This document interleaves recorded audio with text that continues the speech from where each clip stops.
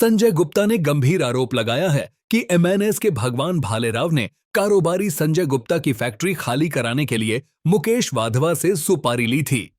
गुप्ता ने आरोप लगाया है कि सोमवार रात कुछ महिलाओं ने बिना अनुमति के मेरी फैक्ट्री पर कब्जा करने की कोशिश की और एक दीवार निर्माण करने की भी कोशिश की। देर रात विट्ठलवाड़ी पुलिस स्टेशन में मामला दर्ज किया गया है। सर, ये हमारा मामला कोर्ट में चल रहा है। पिछले 36 महीने से मैं कोर्ट में भाड़ा भर रहा हूँ, उसका पुरावा मेरे पास है। अभी टिल डेट का भी मेरे पास पुरावा है।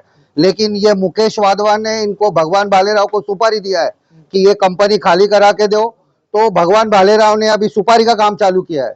तो वो सुपारी लेके अभी उसने 20 लेडीज लोग को भेजा है और ये आप देख रहे हो, जबरदस्ती मेरा दरवाजा बंद किया और हमारे आदमी लोगों को मारा है। और वहां पे 15-20 लड़के लोग और 8-10 लेडीज लोग। मैं पूना में था, ऑन द वे था, मुझे फोन आया। मैंने डीसीपी साहब को भी फोन किया था, पटवल साहब को भी फोन किया। फिर हमने 100 नंबर पे डायल किया तो पुलिस आई। पुलिस आने के बाद उन्होंने यहाँ का फुटेज वगैरह सब लेके गए। आपको फुटेज मिलेगा, लेडीज लोग को भी लेके। इसके पहले भी मेरे फैक्ट्री में घुस के जबरदस्ती झंडा लगाया था और तोड़फोड़ किया था, जिसके ऊपर 12 लेडीज के ऊपर ऑलरेडी एफआईआर हो चुका है। उसके बाद भी अभी ये वापस से इन्होंने हरकत चालू किया है। तो ये शहर में कहीं ना कहीं वापस से गुंडागर्दी चालू करने का कोशिश कर रहे हैं, व्यापारियों को दबाने की कोशिश कर रहे हैं।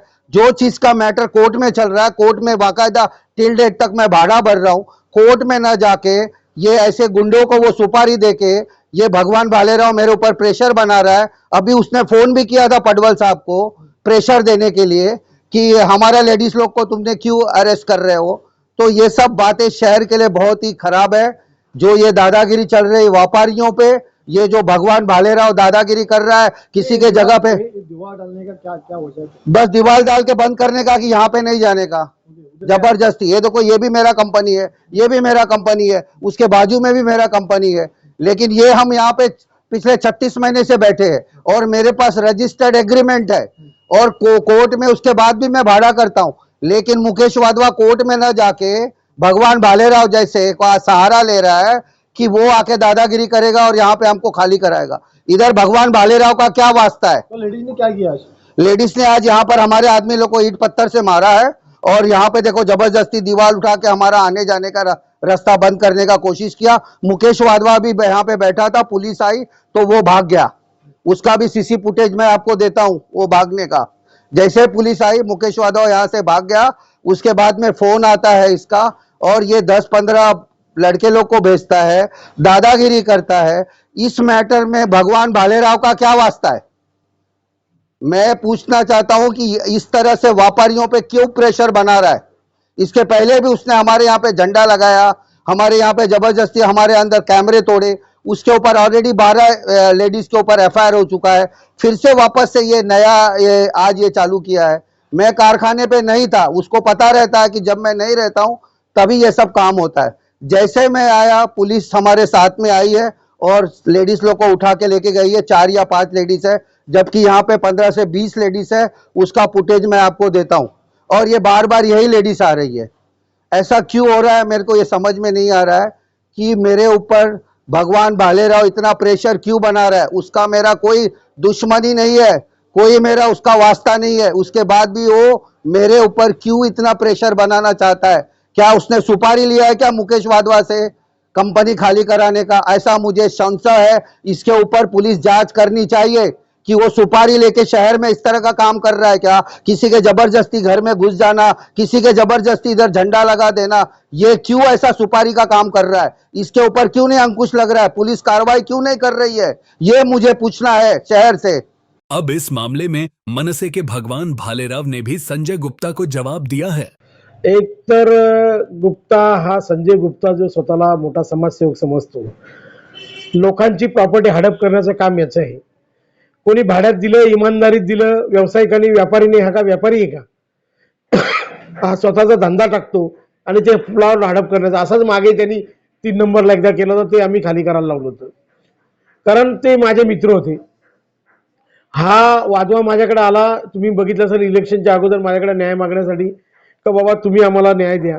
आणि त्यावेळी मी रिपब्लिकन पक्षात होतो। रिपब्लिकन पक्षाच्या वतीने आम्ही तिथे बॅनर लावले, आमच्या कार्यकर्त्यांनी सगळे केलं आणि यांनी मला सन्माननीय युवा मोर्चाचे अध्यक्ष पाठक आणि संतोष पांडे यांच्या उपस्थितीत मला सांगितलं, साहेब आम्ही 3 महिन्यामध्ये हे खाली करतो, आम्हाला 3 महिन्याची मुदत द्या. 3 महिन्याची मुदत दिल्यानंतर आज 3.5 महिने झाले, हा खाली करत नाही, हा प्लॉट हडप करण्याच्या मार्गावर आहे. आणि पोलिसांना तिथे जे पडवळ आहेत, एकदम निकृष्ट दर्जाचा अधिकारी तो पडवळ आहे. त्या पडवळ त्याचे साठेलोटे आहेत आणि ते साठेलोटेच्या माध्यमातून पडवळला पैसे मिळतात आणि मग पडवळ त्याचे पाहिजे तसे गुन्हे दाखल करतो. अहो, तुमच्या जमिनीमध्ये मी एंट्री केली तर माझ्यावर गुन्हा कसा काय, म्हणजे तुमची जमीन आहे आणि मी त्याच्यात गेलो तर तुमच्यावर गुन्हा कसा काय दाखल होणार? जमीन ज्या मालकाची आहे त्या मालकाने माणसं त्याची गेली असेल तर त्याच्यावर गुन्हा कसा काय दाखल होऊ शकतो? आणि जो गुप्ता त्याचा काही संबंध नाही, भाड्यात दिला, तिथं ट्रेसपासिंगचा गुन्हा दाखल करतात. म्हणजे हा पडवळ पूर्ण साठेलोटे करून, आर्थिक साठेलोटे करून पडवळाने ही केलेली दिशाभूल आहे. त्याला मी काल पडवळला सांगितलं असं कुठं होतंय का, तर पडवळ मला बोलतो नाही ते असं तसं. मी ठीक आहे, कायदा आहे, आम्ही सीपीला या लवकरात लवकर हे सगळं भेटणार आहे.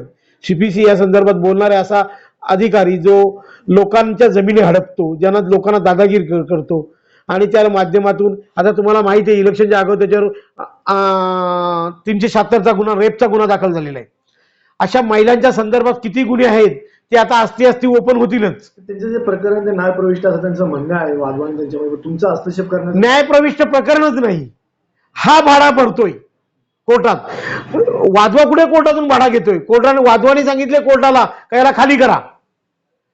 कोर्टाने ऑर्डर दिली नाही, याला भाड्या भरण्याची पण ऑर्डर दिली नाही आणि याला राहण्याची पण ऑर्डर दिली नाही. त्यांनी ती ऑर्डर दाखवावी कोर्टाकडची, का मला कोर्टाने ऑर्डर दिले भाडा भरा म्हणून आणि कोर्टाने सांगितले मला थांबा म्हणून.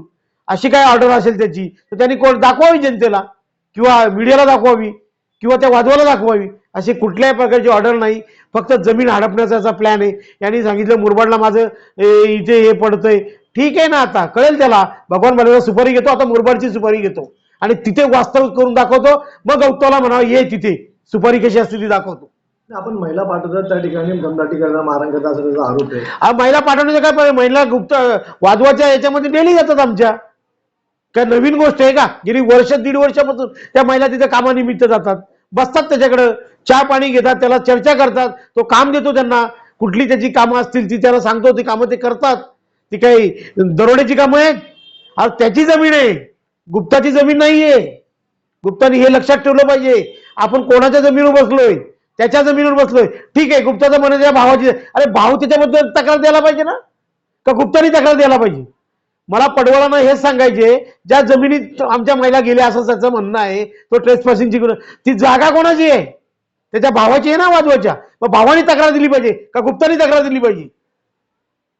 हे चुकीचं आहे सगळं. हे पोलिसांच्या साठेलोटे. आता मी डीसीपी साहेबांशी रात्री बोललोय, एसीपी साहेबांशी बोललोय, आज मी त्यांचं बघतो, नाही तर सीपी साहेबांना जाऊन, नाहीतर होणारे गृहमंत्री जे असेल त्यांना जाऊन या सर्व सविस्तर यांची माहिती देणार आहे. आणि ह्या कुठल्या परिस्थितीत असा दडपशाहीने लोक व्यापाऱ्यांच्या दादागिरी करणारा हा जो गुप्ता आहे, संजय गुप्ता, त्याच्या नावाने तो जो उद्योग करतो, त्याला त्याची जागा दाखवल्याशिवाय आम्ही राहणार नाही.